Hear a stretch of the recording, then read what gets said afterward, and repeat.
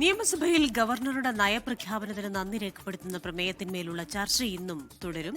M Vincent MLA അവതരിപ്പിച്ച പ്രമേയത്തിന്മേലാണ് ചർച്ച.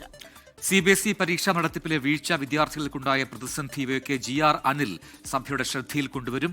ഉന്നത വിദ്യാഭ്യാസ മന്ത്രി റോജി എം ജോൺ അതിന് മറുപടി നൽകും.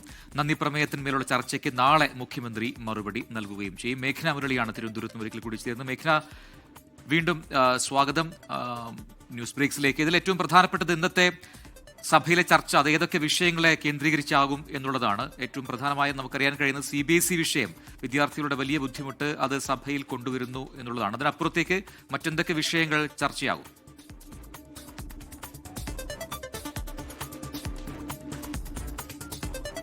സഭാ നടപടികൾ പുരോഗമിക്കുകയാണ്. അത് നാളെ വരെയാണ് സഭ ഉണ്ടാവുക. അതിനുശേഷം സഭ പിരിഞ്ഞ് ജൂൺ 19 UDF സർക്കാരിന്റെ ആദ്യ ബജറ്റ് സഭയിൽ അവതരിപ്പിക്കും.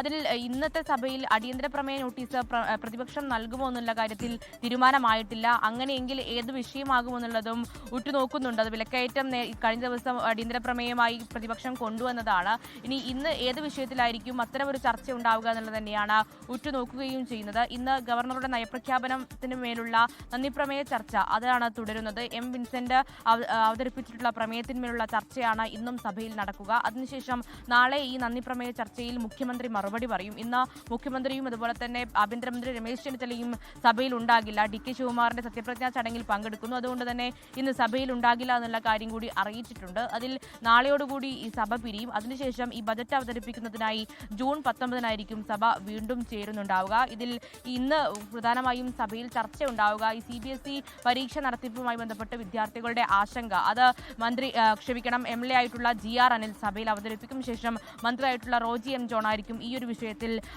മറുപടി പറയുന്നുണ്ടാവുക. പക്ഷേ ഇതൊരു അടിയന്തര പ്രമേയ നോട്ടീസായി കൊണ്ടുവരാനുള്ള സാധ്യതയില്ല. ഇനി ഏതെങ്കിലും തരത്തിൽ മറ്റേതെങ്കിലും വിഷയം പ്രതിപക്ഷം മുന്നോട്ട് വയ്ക്കുമോ എന്നുള്ള കാര്യം തന്നെയാണ് ഉറ്റുനോക്കുകയും ചെയ്യുന്നത്. എന്തായാലും നന്ദി പ്രമേയ ചർച്ച അത് പുരോഗമിക്കുകയാണ്. ഇന്നലെയും അതുപോലെ തന്നെ സഭ വാഗ്വാദങ്ങൾ കൊണ്ട് പ്രക്ഷുബ്ധമായിരുന്നു. അത് ഇന്നും തുടരുമോ എന്നുള്ളത് തന്നെയാണ് കാത്തിരുന്ന് കാണേണ്ടത്. ശരി, മേഘന മുരളിയാണ് വിശദാംശങ്ങൾ നൽകിയത് തിരുവനന്തപുരത്ത്.